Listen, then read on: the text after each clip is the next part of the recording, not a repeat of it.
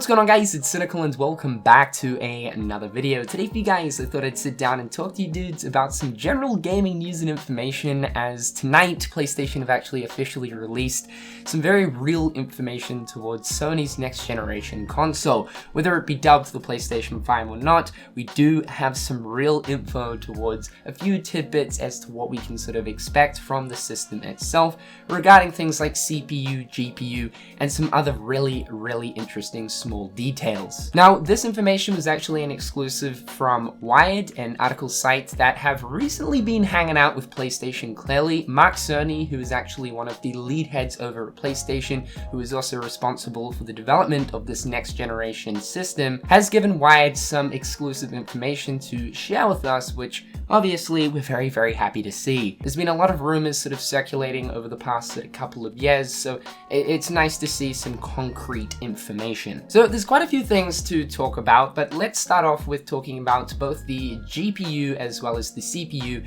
as these are some of the most important pieces of hardware for the system itself. So starting off the CPU, apparently Sony will be going ahead and using the AMD Ryzen 3000 series, which is AMD's latest CPU that they will be releasing throughout this year for, of course, PCs.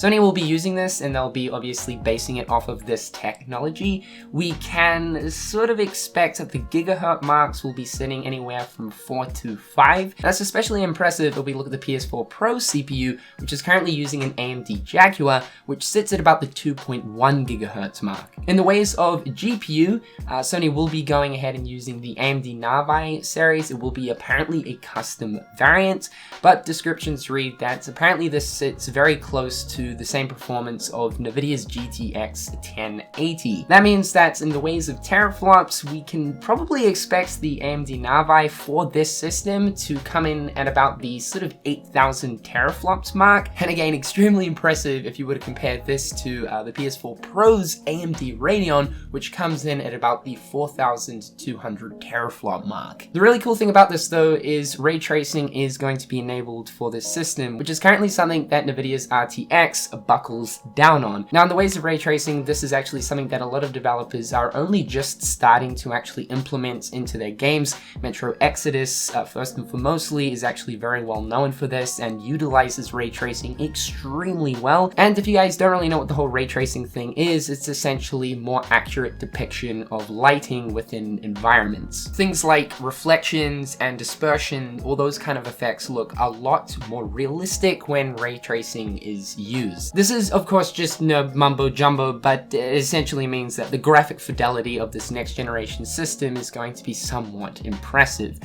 The thing that I'm really thinking of at the moment though, and a little bit worried about, is of course the price point. Both of these CPU and GPUs are currently not even available to the public to purchase as of right now. Like I said, AMD will be releasing both of these GPU and CPUs throughout this year for PCs. Obviously, Sony are going to be modifying them to their own liking, so maybe through that the price point will actually be brought down. But the one thing that does get me a little bit worried is sort of the price point of what the system will be, just considering that it looks like it's using some pretty hefty shit. Although, of course, we're not expecting the PlayStation 5 to be out this year, so by the time of release, the price of hardware that will be included in that system won't be as expensive as, of course, when it first releases. One way or another, though, we can expect that, in the ways of currently what developers are going to be able to do and utilize with this next generation hardware for these console systems, games are going to start looking pretty damn insane. The other thing to keep in mind too is, although this has been made apparent, dev kits have been sent out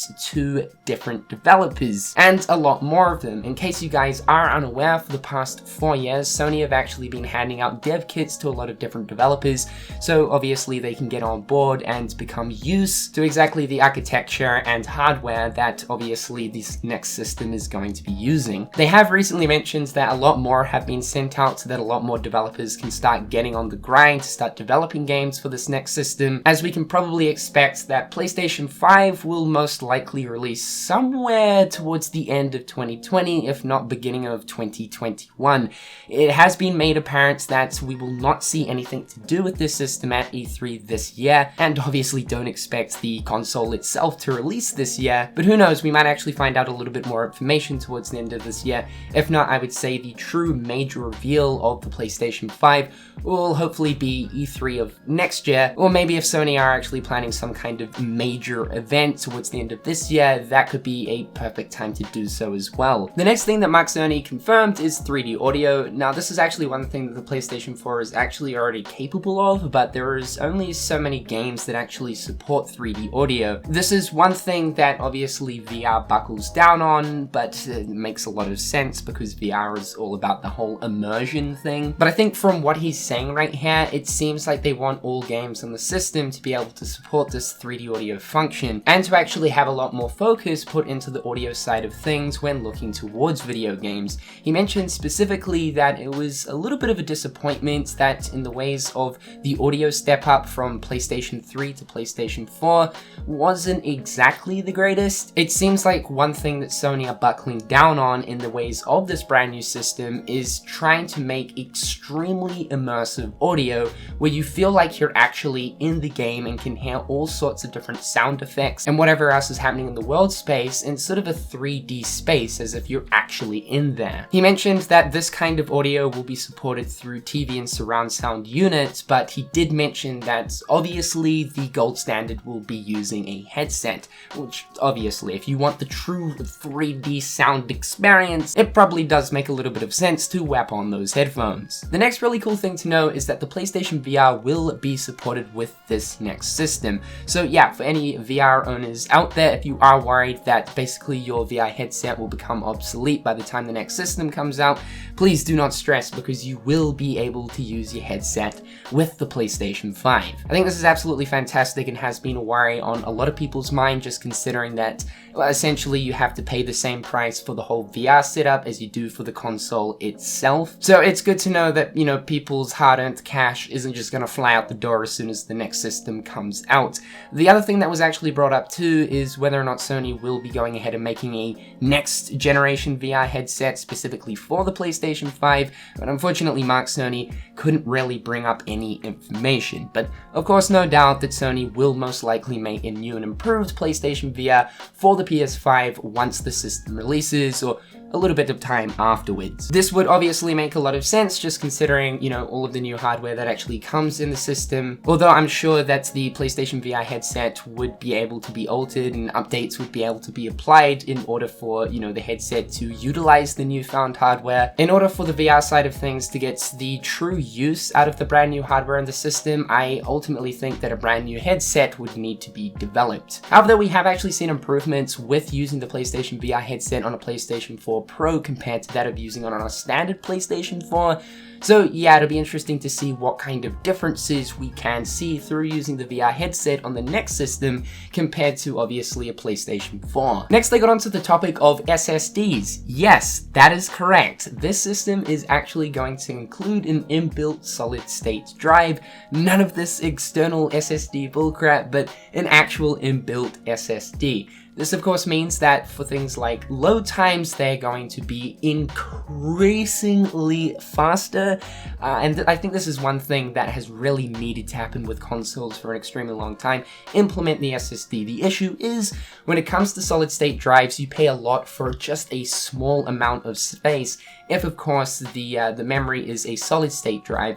So I'm also very intrigued to know how exactly Sony are going to be able to pull this off with implementing a solid state drive into the system. It's going to be interesting to see exactly how they keep this price down. This is mainly the reason why we haven't seen SSDs being implemented into consoles yet, just because of the fact that it just rakes up that price point. They actually gave demonstrations using obviously the dev kit of the brand new system with it running an SSD whilst actually playing Spider-Man, and they were actually testing out load times between a PlayStation 4 running Spider-Man and the new system playing Spider-Man. PS4 Pro load time came in at about 15 seconds, whereas the PlayStation 5 load time with the installed SSD came in at under 1 second. And as he said right here, 0.8 seconds to be exact. So that's a perfect example of how exactly SSDs just absolutely eliminate things like load times.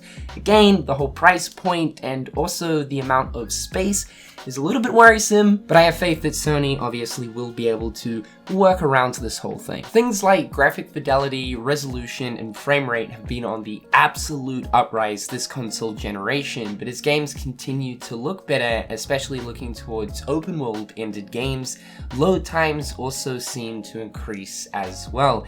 And you know, for the likes of games like Kingdom Hearts 3, Final Fantasy 15, Grand Theft Auto 5, Red Dead Redemption 2, as well as so many others that follow, load times on those sort of games are still quite tedious. So with having a solid state drive inbuilt into this next system, it is going to benefit greatly with having improved load times, quick and snappy load times. The final things that they talked about was obviously 8K is going to be supported for the system, and I think most people were expecting that, yeah, 8K is going to be a thing for the next wave of consoles, considering that both the Xbox One X as well as the PlayStation 4 Pro currently support 4K. So naturally the next step is obviously 8K, and even at this point, surprising, but yeah, there are some TVs out there that do actually support 8K. Also, a lot of the current up-to-date GPUs also support 8K as well. Yes, there are people out there who are currently jamming games in that 8K resolution. So naturally, for the next wave of consoles, that 8K support is going to be there. It's kind of crazy considering that I know people are still in that sort of transition period of going from like 1080p to that of 4K. It's sort of like, slow down, fellas. You know, there's still people jumping ship at this point, changing up their resolutions, but still exciting to know that that option is actually there for people that will,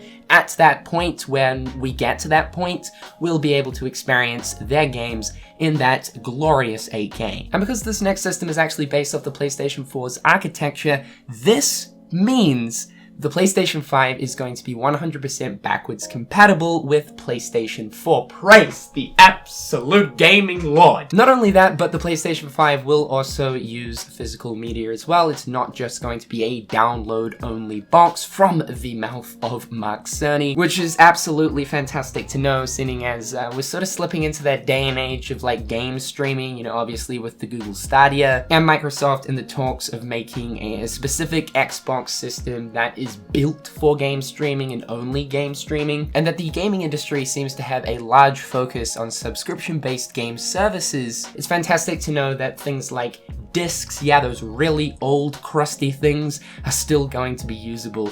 For myself, and I'm sure a lot of you guys, that'll probably put a big fat juicy smile on your face. I think out of all of this information though, the one piece of news that gets me ultimately the most excited is the backwards compatibility with PlayStation 4, just simply being able to use your entire PlayStation 4 library, yeah, the discs as well, from day one. As soon as you get the system, means that you've already got a library right there to go. Even though obviously it's the previous generation, it still means that you can use your old discs with the most up-to-date hardware. The other interesting thing is, I do hope that, of course, if you are playing a PlayStation 4 game on this new system, there is going to be some benefits that follow, just as if you were to be playing a PlayStation 4 game on a PS4 Pro, obviously you are going to benefit from things like increased resolution and frame rate. So I really do hope that the same thing follows with the PlayStation 5, and that we can get PlayStation 4 games improved even furthermore. As an example, being able to play Kingdom Hearts 3 at a solid 60 frames per second. On top of that too, the load times would also be quicker due to the inbuilt SSD. The idea of all of that kind of stuff for all of my PlayStation 4 games is a fucking spicy idea, dude. But guys, that is all of the new details regarding Sony's brand new PlayStation system. Although there have been rumors floating around about the new system for quite a few years now, it's good to actually get some concrete stuff from the dudes themselves. In the comment section down below, guys, please do let me know your thoughts and opinions towards all of this spiciness. Are you guys looking forward to Sony's next upcoming PlayStation? I would love to know. With all that being said though, guys, I'm Cynical. Hopefully you're having a fantastic day, and until next time, I'll catch you guys later. Peace. Hit them on the page, you'll be coming through stain. Gold in my mouth when you suckers be bluffing. Milk crank, gaming up the bitch though. Catch me in the back playing Super Nintendo.